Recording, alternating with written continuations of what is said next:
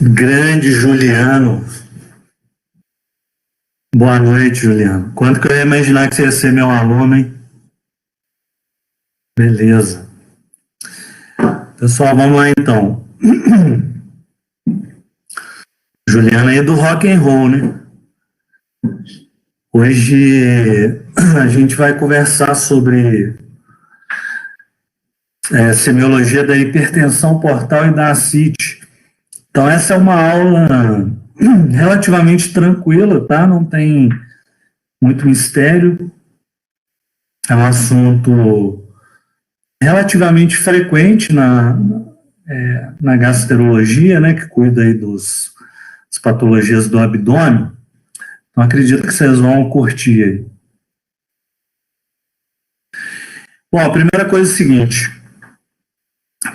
nós vamos começar primeiro falando sobre hipertensão portal e, posteriormente, na segunda fase da aula, a gente vai falar de ascite, né, e a ascite tem entre as suas principais causas, talvez a sua principal etiologia, a hipertensão portal.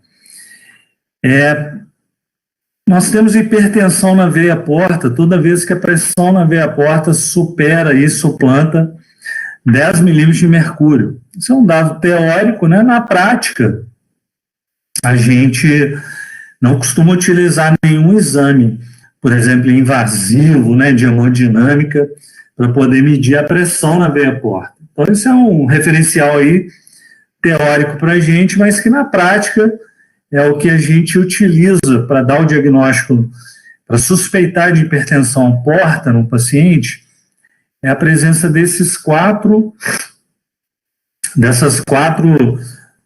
características aí, né? Primeiro, vamos destacar aqui, vamos começar destacando as varizes gastroesofágicas.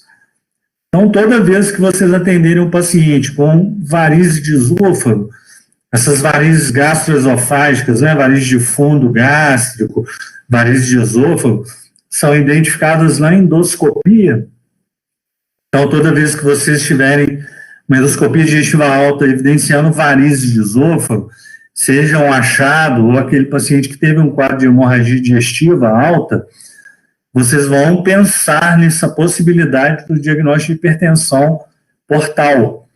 Geralmente, além das varizes de esôfago, né, varizes gastroesofágicas, a gente costuma ter o paciente também com esplenomegalia, uma esplenomegalia que a gente chama de congestiva, vou voltar nisso um pouquinho mais à frente.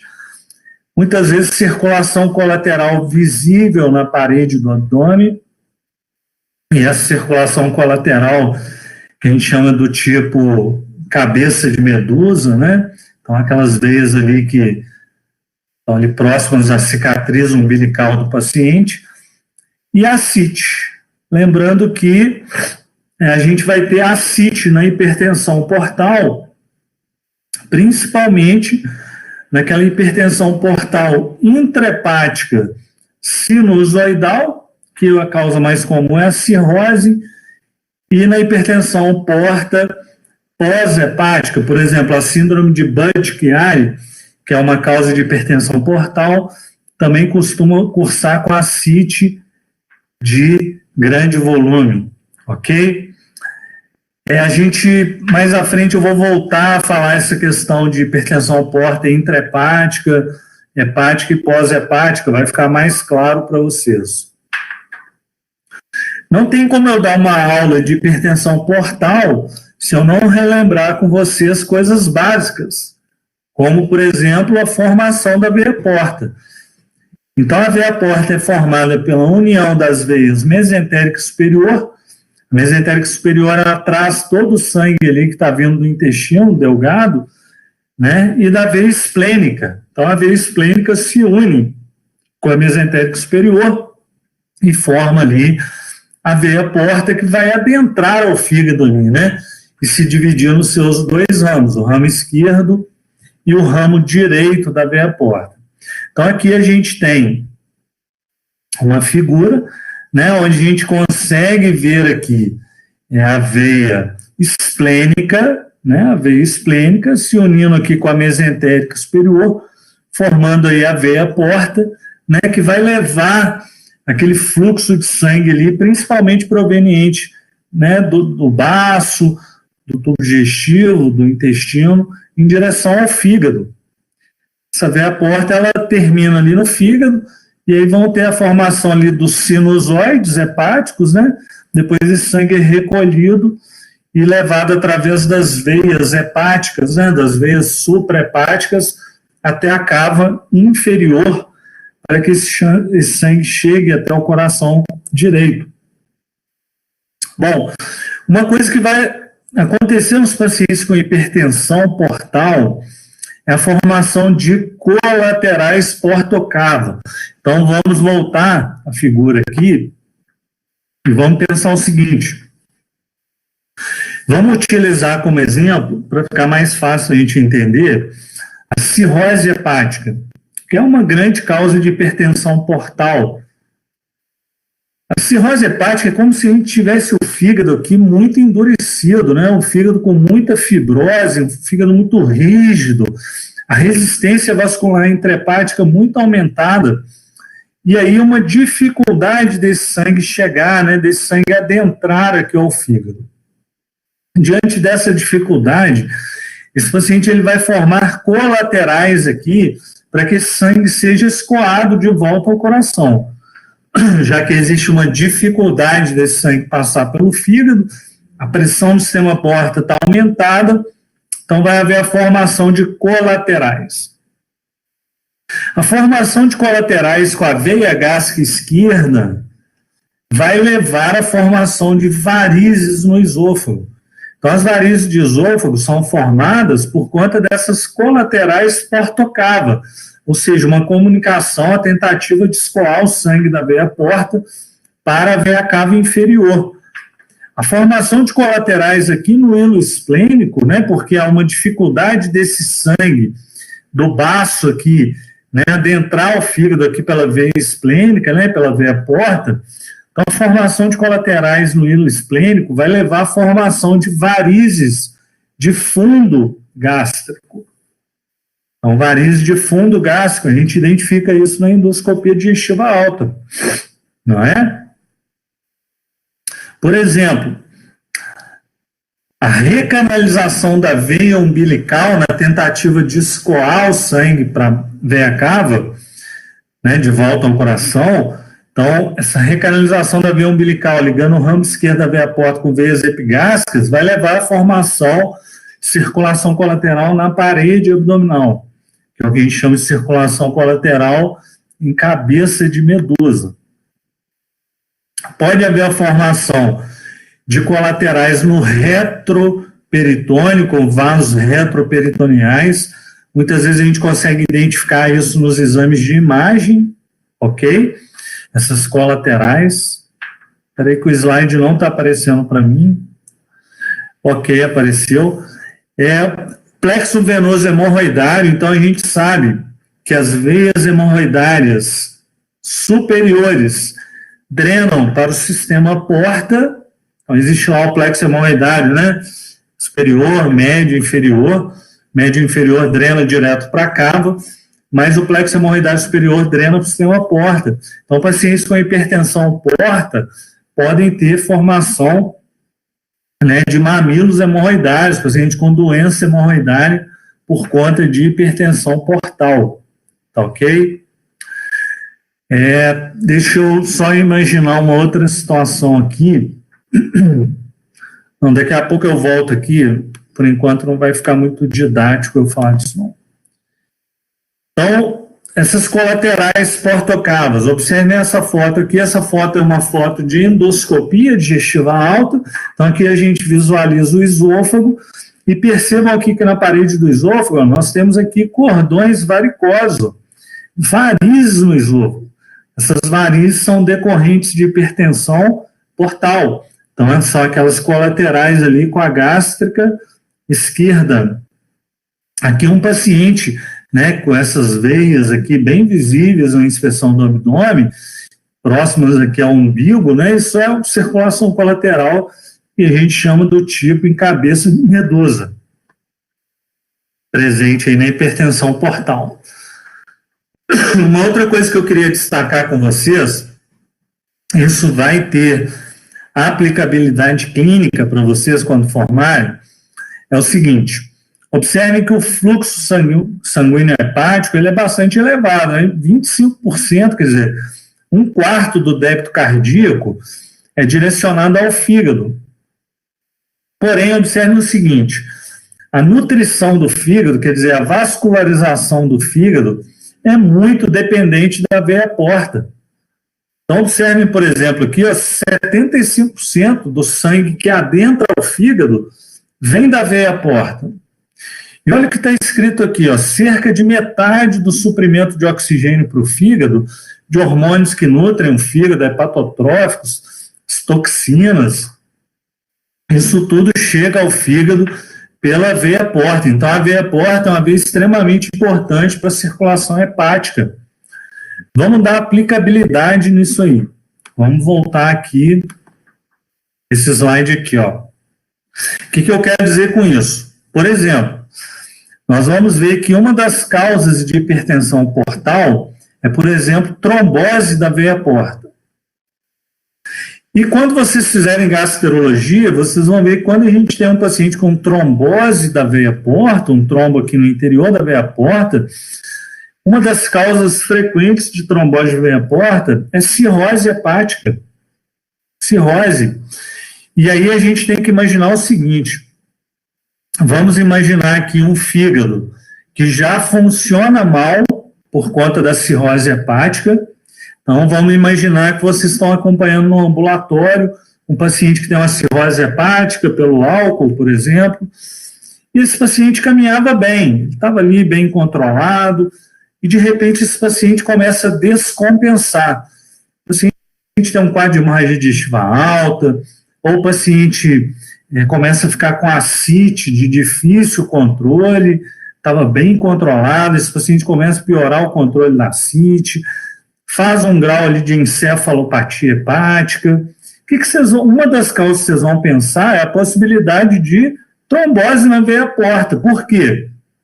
Se aquele meu fígado, ele já é um fígado debilitado, ele já tem uma função hepática ruim por conta da cirrose, e eu ainda obstruo, eu tenho uma trombose da principal veia que leva o sangue para ele, 75% do fluxo pela veia porta, esse fígado ele vai sofrer muito, né? Ele vai perder em função. Então, quando a gente tem, por exemplo, um cirrótico no ambulatório que descompensa a cirrose, de uma hora para outra, o paciente estava bem, por exemplo, alcoólica, mas não voltou a beber, uma das possibilidades que a gente levanta é de trombose na veia porta. Quer dizer, esse paciente pode ter piorado a hipertensão portal por conta de ter trombosado a veia porta. E com certeza isso é péssimo para o fígado, porque leva ainda mais, né, perda de função hepática. Então, às vezes o paciente eleva muito pressão no sistema porta, piora o controle da ascite, sangra por conta das varizes de esôfago, ou surgem varizes de esôfago que não haviam antes, entenderam? Então, a veia porta, ela tem uma importância aí muito grande para o fígado, né? Ela traz aí grande parte do fluxo de sangue, do oxigênio que chega ao fígado, chega pela veia porta.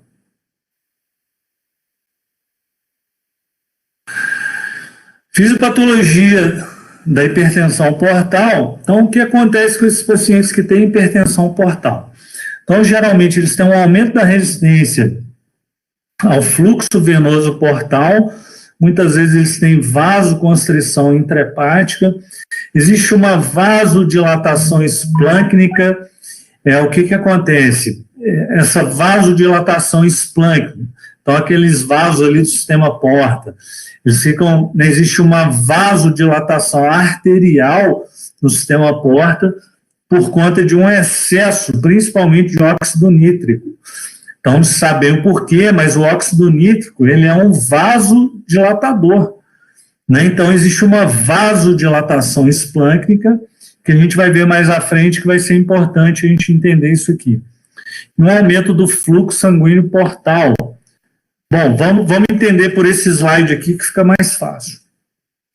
Talvez seja alguma pergunta que o Gabriel vai fazer aí. Imagine, para a gente estudar hipertensão, para eu explicar para vocês hipertensão portal, fica mais fácil a gente pensar na cirrose hepática.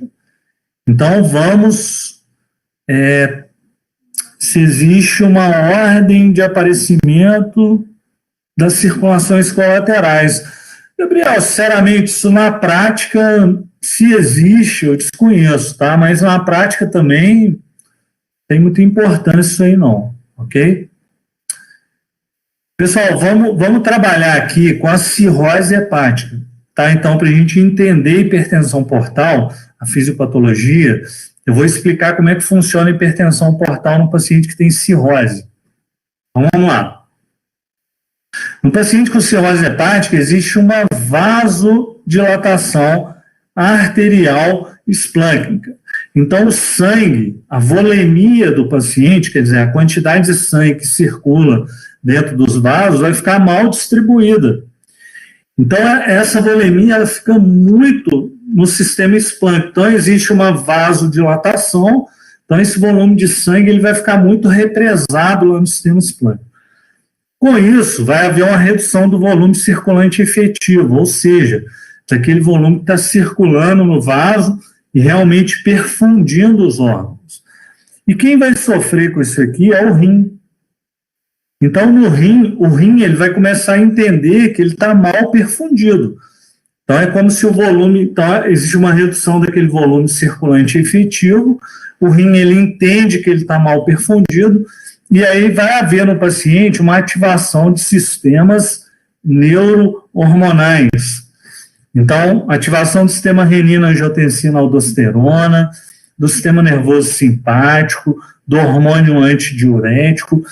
E vamos pensar o seguinte, tanto a angiotensina quanto a ativação do sistema nervoso simpático são vasoconstritores. Então, a ativação desses sistemas neurohormonais vai provocar uma vasoconstrição lá da artéria renal e esse paciente vai entender que existe que o rim dele, né, começa a ficar mal perfundido. Então, por exemplo, pacientes com cirrose hepática, cirroses avançadas, né, descompensadas, o paciente às vezes ele tem um nível de hipertensão portal tão grande que ele começa, além de ter ascite, então por que ele vai ter ascite? Porque tanto a aldosterona quanto o hormônio antidiurético vão levar nesse paciente a retenção de sódio e de água, não é isso? A aldosterona ela vai fazer lá a reabsorção de sódio, né? O hormônio antidiurético fazendo a reabsorção de água lá no tubo contornado distal, no tubo coletor, lá no néfron. Então, o que vai acontecer? Esse paciente começa a reter sódio e água e começa a fazer ascite, né? Então, é essa ativação desses sistemas neurohormonais que é responsável pela ascite no paciente com cirrose hepática. E o edema, né? Começa com o edema de membro inferior, ascite. E muitas vezes esses pacientes, ao longo dos anos, esses pacientes graves com hipertensão portal muito exuberante, esses pacientes cirróticos, eles começam a piorar a função renal, né, por conta desses sistemas aqui, ó, serem vasoconstritores, levarem a vasoconstrição da artéria renal.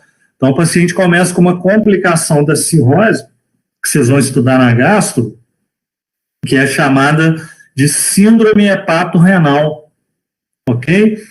Então, a síndrome hepatorrenal, ela ocorre, né, uma complicação da cirrose, o paciente, a síndrome hepatorrenal aqui que eu estou citando, vocês vão aprender um dia a do tipo 2, que é associada à ascite refratária.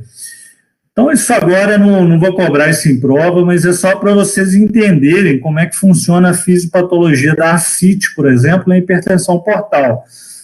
Esse slide aqui, eu queria que vocês anotassem aí, que é a fisiopatologia da hipertensão portal no paciente cirrótico. Tá? Então, a causa mais comum de hipertensão portal é cirrose hepática, o que vocês mais vão ver no dia a dia. Então, quando vocês identificarem hipertensão portal, vocês vão ver que a causa mais comum é cirrose. E essa é a fisiopatologia da hipertensão portal num paciente com cirrose hepática.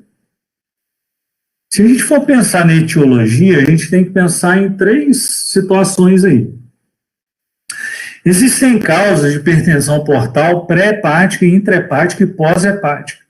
Ou seja, a causa, o gerador da hipertensão portal pode estar antes do fígado, dentro do fígado ou após o fígado. Então, com exemplo, fica mais fácil a gente entender isso aí. Então, vamos pegar aqui, por exemplo, uma causa de hipertensão portal. Deixa eu só ver um negócio aqui. Só um segundo. Pré-hepática, ok?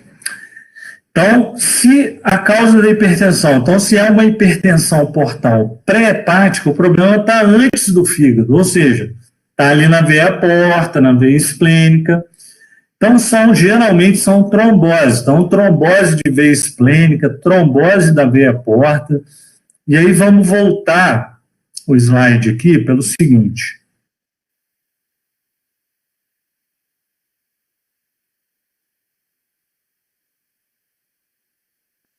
Eu vou tentar dar um exemplo prático lá do consultório para ver se fica mais fácil vocês entenderem. Imagina a seguinte situação. O paciente me procura porque eu vou contar 2 casos que vai exemplificar isso aí.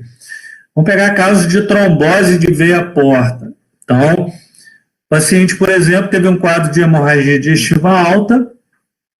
Quando fez a endoscopia, visualizou-se que a hemorragia era uma hemorragia digestiva alta varicosa, ou seja, a paciente tinha varizes de esôfago, tá?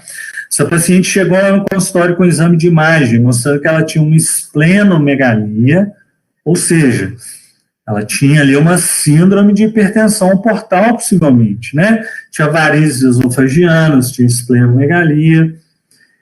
E aí, ao iniciar a investigação dessa paciente, eu percebi, pelo exame de imagem, né? A gente vai ver mais à frente que o exame de imagem que a gente vai usar aqui vai ser o ultrassom do abdômen superior com Doppler dos vasos hepáticos, para eu estudar o fluxo de sangue aqui no sistema porta, ou a tomografia, por exemplo, com contraste, ou a ressonância com contraste, que eu consigo também estudar bem os vasos aqui do sistema porta.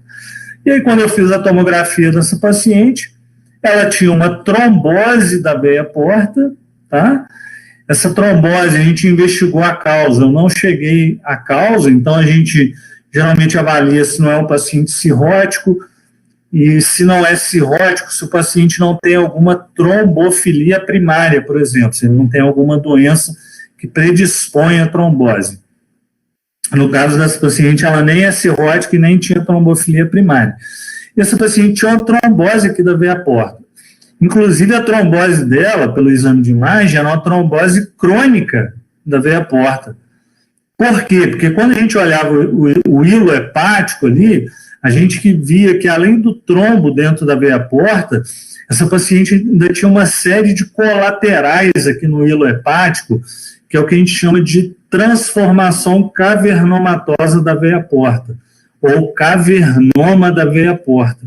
Por que isso ocorre? Então, me mostra que geralmente é uma trombose crônica. Então, a paciente fechou a veia porta aqui, elevou a pressão do sistema porta, justificava lá as varizes que ela tinha de esôfago, a esplenomegalia, e era uma trombose crônica. Por quê? Estava cheio de colaterais aqui ao redor do hilo hepático.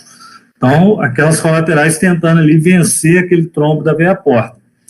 Um outro paciente que eu atendi recentemente, um paciente, ele chegou no consultório com um quadro de dor abdominal, era um paciente mais idoso, né, ele tinha uma dor abdominal intensa, um exame físico desproporcional, então, aquele abdômen agudo que a gente chama de vascular, né, então ele tinha muita dor abdominal, pouca alteração de exame físico. Esse paciente, eu solicitei dele uma tomografia de abdômen superior com contraste, né, com ênfase aqui nos vasos do sistema porta, e para minha surpresa, ele tinha uma trombose da veia porta e tinha uma extensão do trombo para a mesentérica superior. Então, realmente, era uma trombose aguda, justificava aquela dor abdominal que ele estava tendo, porque o trombo, ele ocluía a veia porta, mas ele se estendia para a mesentérica superior, isso estava levando a um quadro de isquemia, né, intestinal, então justificava a dor abdominal desse paciente. Esse paciente, ele foi anticoagulado, tá, com a melhora da dor, ele recanalizou parcialmente a veia porta, e depois, ao solicitar uma endoscopia desse paciente, até para avaliar a segurança da anticoagulação, esse paciente estava cheio de varizes no esôfago, mostrando que ele realmente tinha uma hipertensão portal causada por aquele trombo ali da veia porta. E aquela dor abdominal aguda que ele tinha era por conta da extensão do trombo para a mesentérica superior. Os pacientes que têm hipertensão portal pós-hepática não costumam ter ascite, tá? Então, assim, a gente não costuma ver, não é comum esses pacientes com trombose de veia porta, por exemplo, trombose da veia esplênica, terem ascite. Outra situação clínica que está escrita aqui, que é a trombose da veia esplênica, deixa eu voltar lá no slide, só um segundo, fica mais fácil. Observem esse slide aqui. Imagine o seguinte, o paciente tem uma trombose da veia esplênica. Quando o paciente trombosa a veia esplênica, a maior causa de trombose de veia esplênica é pancreatite crônica, se cair em prova de residência. Então, existe uma trombose da veia esplênica. Se a trombose da veia esplênica, existe o que a gente chama de hipertensão porta segmentar. Então, é só o segmento da veia esplênica aqui que está obstruído. Esse paciente vai formar colaterais aqui, ó, no hilo esplênico, com aquelas veias gástricas curtas. Então, um paciente com trombose de veia esplênica, geralmente ele vai apresentar varizes de fundo gástrico isoladas, ou seja, o paciente não tem varizes no esôfago, mas tem só varizes ali do fundo gástrico. Então, quando a gente pega varizes de fundo gástrico isoladas, a gente pensa em trombose, né, em hipertensão portal segmentar, ok?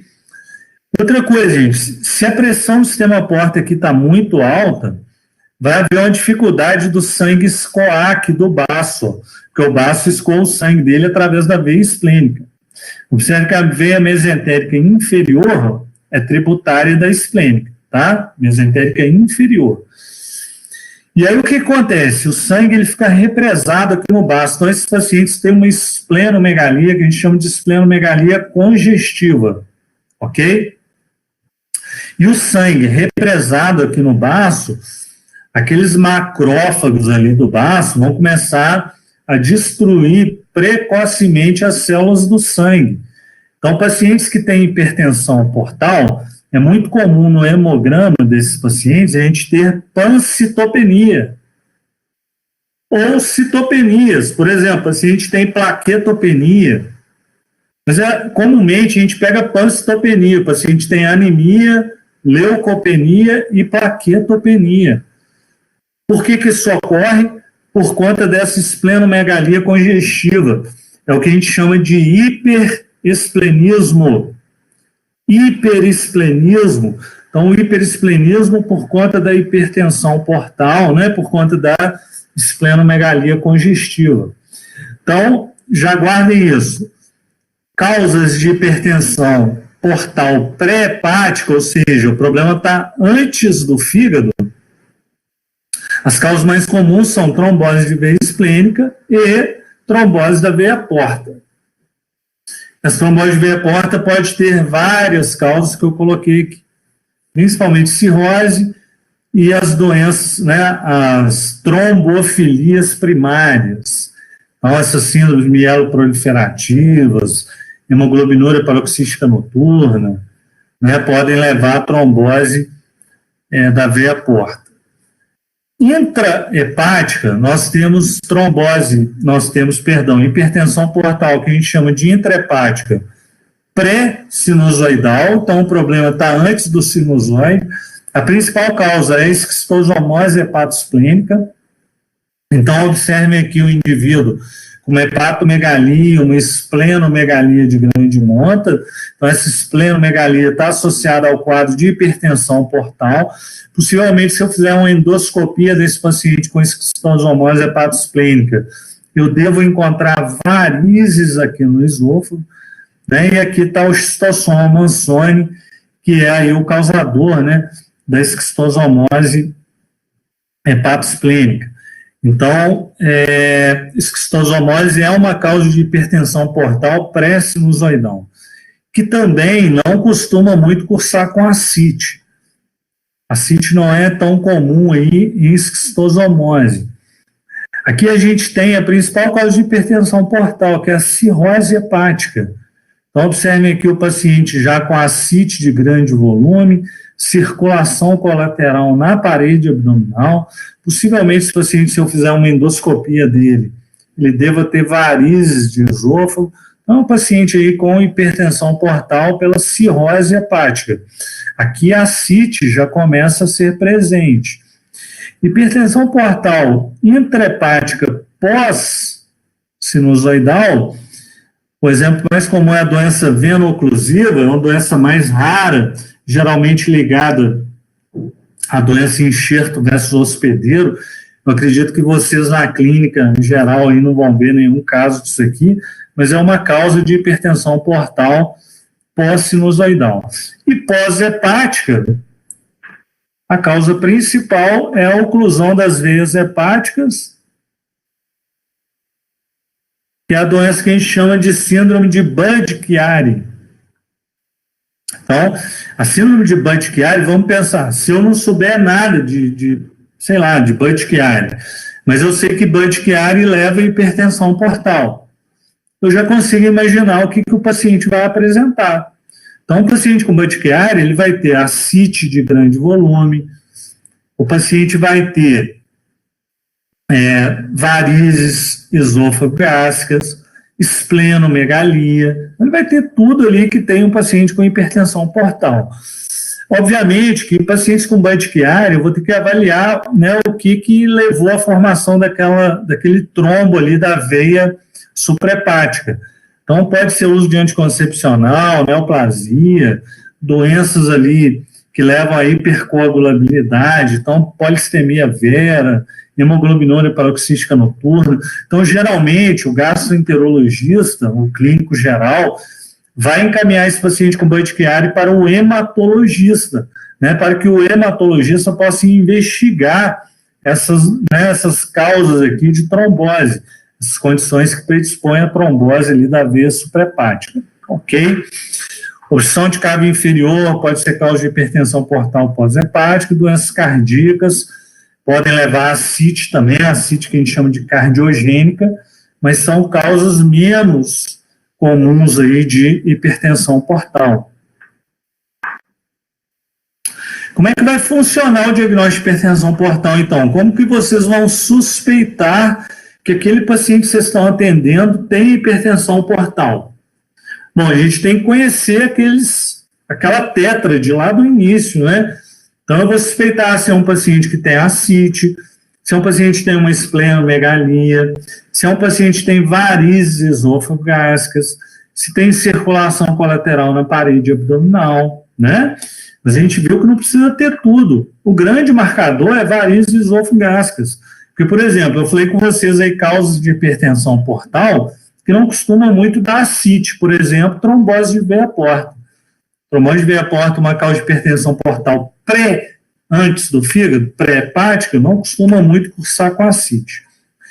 O laboratório ele vai mostrar a existência ou não de insuficiência hepatocelular, ou seja, se a minha causa de se a minha causa de hipertensão portal é cirrose, por exemplo, a gente geralmente vai ter um laboratório evidenciando insuficiência hepatocelular. Se a causa daquela hipertensão portal, por exemplo, é esquistosomose hepatosplênica, às vezes a gente não vê esse comprometimento aí da função hepática, a não ser uma fase mais avançada da doença. E para o diagnóstico, normalmente nós vamos usar ultrassom com Doppler. Então é feito um ultrassom do abdômen superior para estudar os vasos hepáticos Então, a gente vai pedir um ultrassom do abdômen superior com Doppler dos vasos hepáticos, tá? Esquece, por enquanto, essa questão de fluxo hepatopetal e hepatofugal, isso eu vou comentar na aula de cirrose. A endoscopia é importante. Puxa, vamos citar exemplos na prática. Se vocês atenderem o paciente com trombose de veia porta, principalmente trombose de veia porta crônica, tem que pedir a endoscopia digestiva alta do paciente, porque ele tem chance de ter varizes de esôfago. E qual é o risco de eu deixar aquele paciente com varizes de esôfago sem fazer nada? Esse paciente apresentar hemorragia digestiva alta.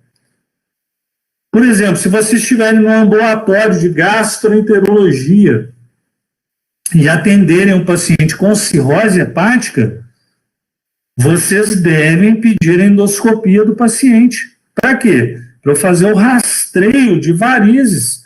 Esse paciente pode ter, já como complicação da cirrose, hipertensão portal e varizes no esôfago. E posso usar também a angio-TC ou a angio-ressonância, né, para estudar ali os vasos do fígado ali, na procura da causa, da etiologia, do diagnóstico da hipertensão portal, ok? Meu grupo de prática aí, eu devo mostrar alguns casos lá de consultório para vocês, de alguns pacientes que eu tenho lá com trombose de veia porta, com cirrose, que mostra muito bem essa questão aí da hipertensão portal. Bem, agora vamos falar um pouquinho sobre a ascite, tá? Gente, então, antes de eu falar de ascite, vamos fazer memorizar rapidamente o que a gente falou até agora. Então, quando que a gente vai pensar em hipertensão portal? Quando a gente tiver pacientes com varizes esofagásicas, paciente com ascite, paciente com esplenomegalia, paciente com circulação colateral na parede abdominal. Nem sempre ele vai ter esses quatro aí, o quadro todo florido, mas isso vai ajudar vocês a suspeitar do caso. Caso identifiquem hipertensão portal no paciente, vocês terão que pensar na etiologia, e aí trabalhe com aquelas causas de pré-hepática, intra-hepática e pós-hepática. Lembrem que cirrose hepática é a principal causa de trombose de veia, cirrose hepática é a principal causa de hipertensão portal, tá ok? Diagnóstico, endoscopia para avaliar varizes no esôfago e a gente solicita um exame de imagem ali, que pode ser um ultrassom com Doppler, ou uma tomografia, ou uma ressonância com contraste, para avaliar ou estudar o sistema porta. Lembrem do que eu falei lá em relação à esplenomegalia. Se pacientes têm uma esplenomegalia que a gente chama de congestiva, isso leva ao hiperesplenismo, e a manifestação laboratorial desse hiperesplenismo na hipertensão portal é pancitopenia.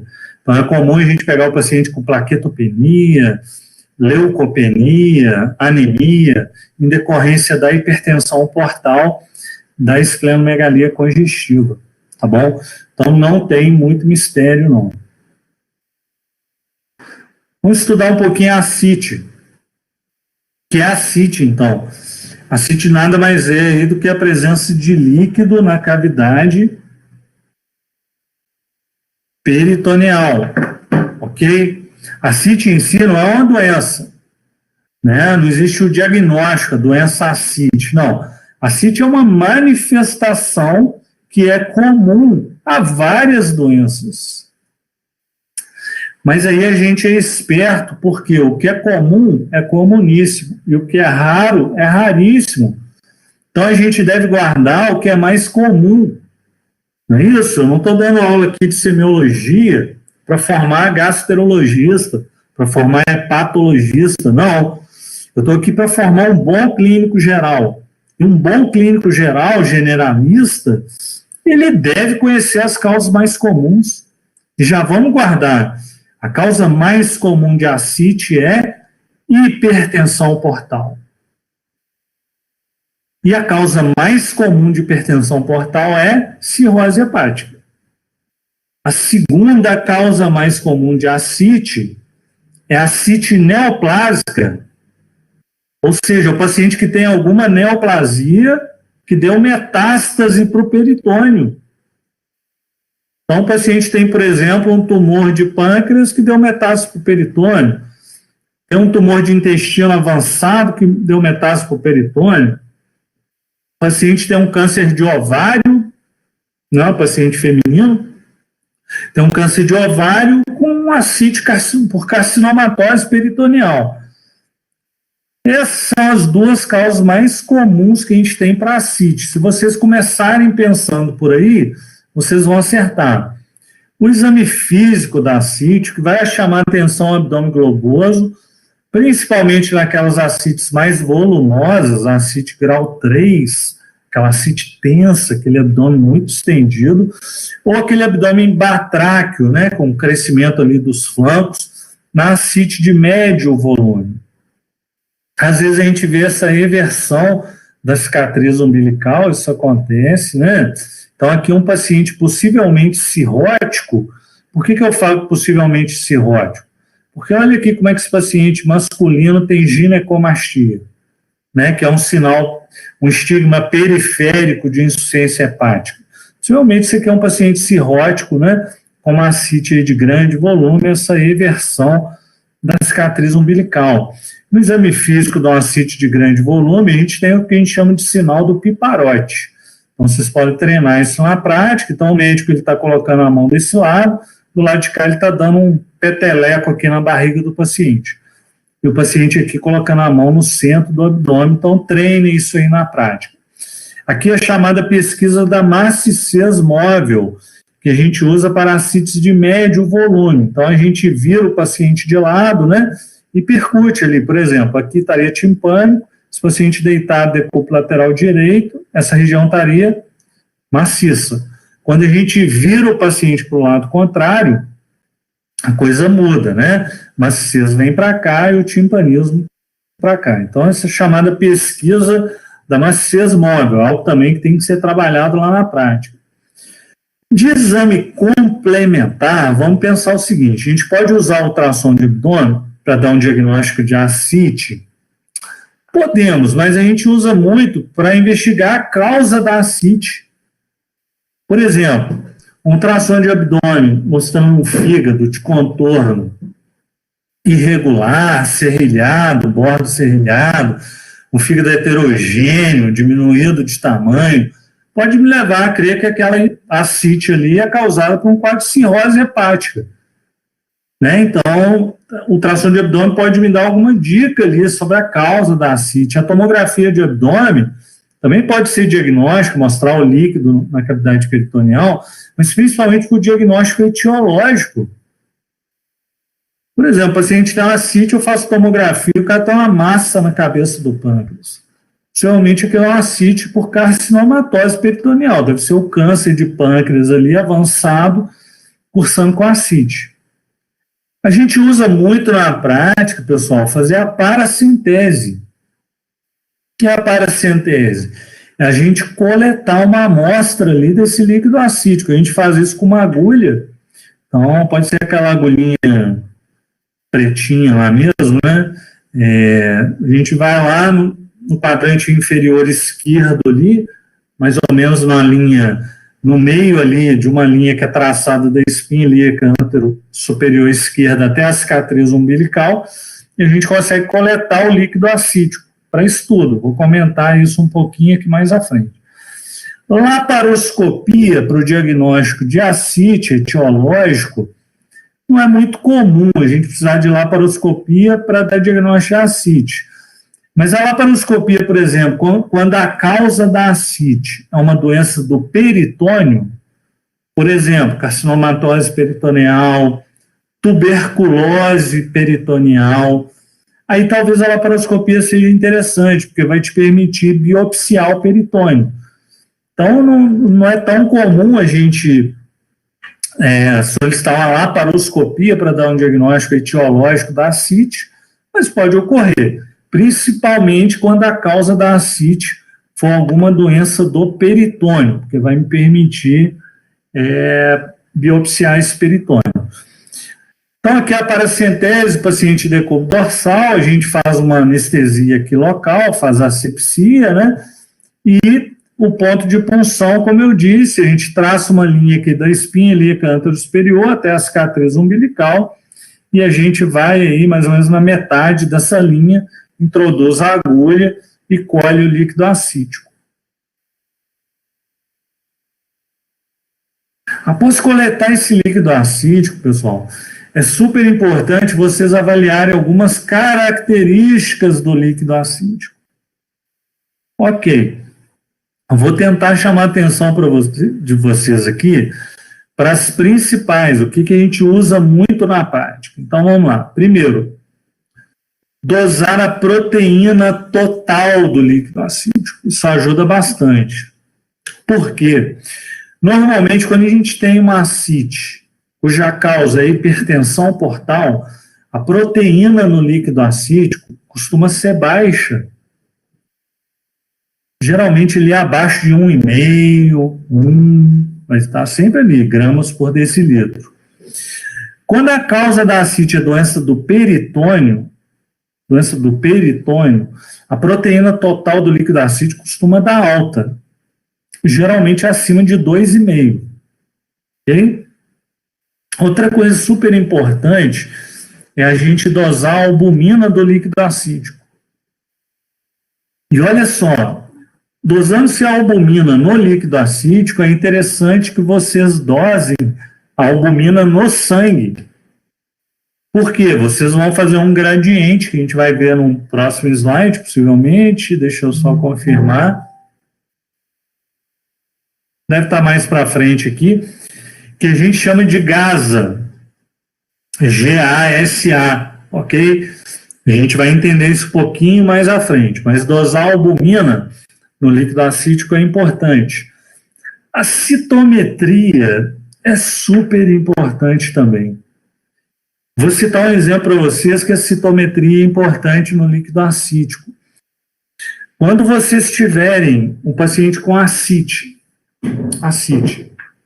e esse paciente for um paciente com cirrose hepática, vai ser super importante vocês pedirem a citometria do líquido acítico.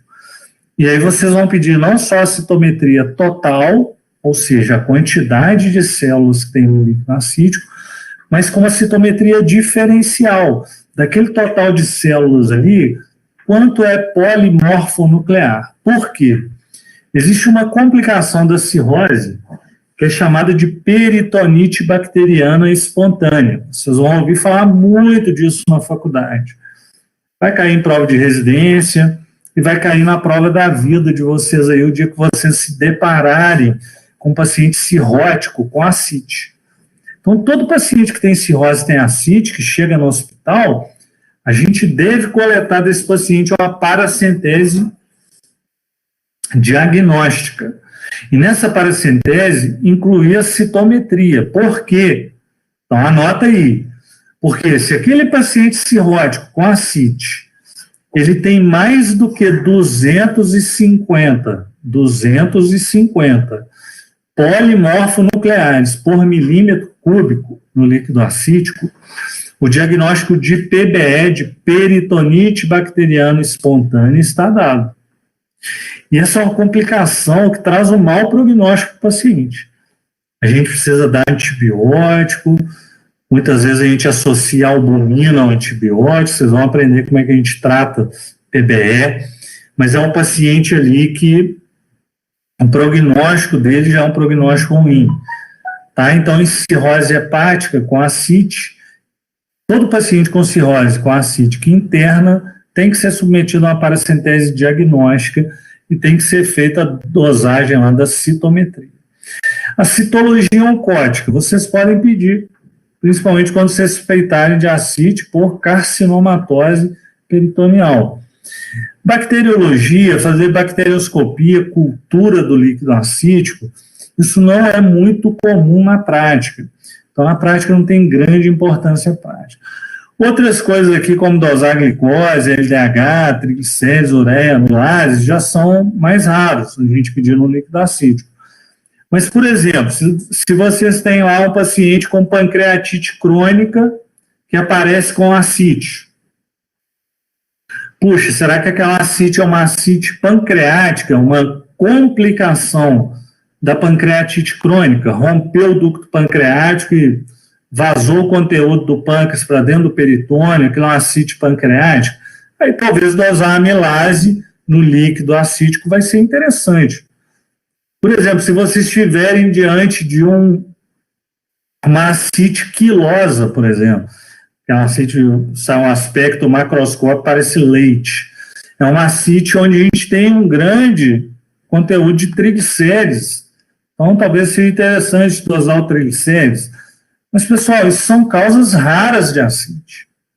As causas mais comuns de ascite, que vocês têm que conhecer bem, é hipertensão porta e doença peritoneal. Seja neoplasia cometendo o peritônio, aqui tem algumas mais comuns, ou seja, tuberculose, no caso do Brasil, né, a gente tem uma incidência grande de tuberculose peritoneal, ok? Então, a ascite pancreática é mais rara, ascite biliar, ascite quilosa, geralmente associada a linfoma, são causas mais raras de ascite, ok? Ascite, por exemplo, nefrogênica, síndrome nefrótica, são causas raras, tá? A síndrome de Meigs, por exemplo, paciente que tem ascite mais derrame pleural, não sei se vocês já ouviram falar nisso aí, na oncologia eles vão falar disso, então, é um paciente que tem um tumor de ovário, geralmente um cistoadenoma, e ele tem ascite e derrame pleural, isso é chamado síndrome de Meigs, né? E a ascite cardiogênica, tá? No dia a dia, na prática, o mais comum, então, é hipertensão portal, depois a gente pensa em doença do peritônio, neoplasia e tuberculose, e talvez em quarto lugar aí, ascite cardiogênica, ok? As outras ascites aí são bem mais raras. Bem, então, quando vocês atenderem um paciente com ascite, então, imagina vocês lá no consultório de vocês, imagina vocês no ambulatório da faculdade, está lá no ambulatório de gastroenterologia, e aí chega um paciente lá com ascite. A pergunta que vocês vão ter que se fazer é o seguinte: será que é hipertensão portal ou será que é alguma doença do peritônio? Porque fazendo essa pergunta, possivelmente vocês vão acertar o diagnóstico, que são as causas mais comuns de ascite. Para isso, ajuda muito eu calcular o GASA. Então, gente, põe uma seta nisso aí, uma mão, desenha uma flor do lado, por quê? Eu vou cobrar em prova. Vou cobrar na prova prática, no caso clínico lá do OSCE, vou cobrar na teórica, porque é importante, tá? Vocês têm que saber isso. O que é o GASA? Observe aqui, é super simples, super fácil. O GASA é o gradiente albumina-soracite. O que é isso, Marcelo? É eu fazer a subtração do valor que deu a albumina no sangue menos o valor que deu na ascite, no líquido acítico. Então, vamos imaginar uma situação aqui hipotética. Vocês dosaram a albumina no sangue do paciente, deu 3. Deu 3. Eu dei lá o valor para vocês, ó. Albumina no sangue lá do cara deu 3, tá? Beleza. E aí eu dou lá para vocês que a albumina no líquido acítico deu 1,5. Se eu subtrair 3 menos 1,5, vai dar 1,5. Aí eu vou aqui, ó, se o gás é maior do que 1,1, eu estou diante de uma ascite cuja causa é hipertensão portal. Então, se eu fiz a subtração, deu 1,5, aquela ascite deve ser hipertensão porta. Aquela ascite deve ser um componente da hipertensão porta. E, obviamente, eu vou pensar na causa mais comum de hipertensão porta, que é cirrose hepática. Mais de 80% dos pacientes com hipertensão porta causa cirrose. Se o meu GASA deu menor do que 1,1, por exemplo, deu 0,7, deu 1, eu devo estar diante de uma doença do peritônio. Pode investigar neoplasia, tuberculose peritoneal por aí. Ok, gente? Então, o que eu queria falar para vocês hoje é isso aí, tá? Semana que vem, possivelmente eu já devo fazer uma aula de cirrose hepática com vocês e na outra semana uma aula de hemorragia digestiva. Eu devo deixar o pâncreas por último, tá ok? Então, pessoal, esses assuntos que a gente vem discutindo do abdômen são super comuns no dia a dia, tá? Então, deem atenção, anotem. Fechando a aula aqui agora, eu vou mandar para vocês os slides. Eu acho que eu esqueci de mandar essa aula. Já peço desculpa aí, mas vou enviar agora nesse minuto. E é isso aí, tá bom? Espero que vocês tenham gostado aí. Boa noite. Qualquer dúvida, quiserem me mandar um e-mail, quiserem mandar um WhatsApp, quiserem me ligar, eu vou ter o maior prazer de discutir com vocês, tá? Se eu não souber, eu vou estudar e depois eu respondo, tá bom? Muito obrigado aí, um abração. Boa noite, gente. Bom descanso aí.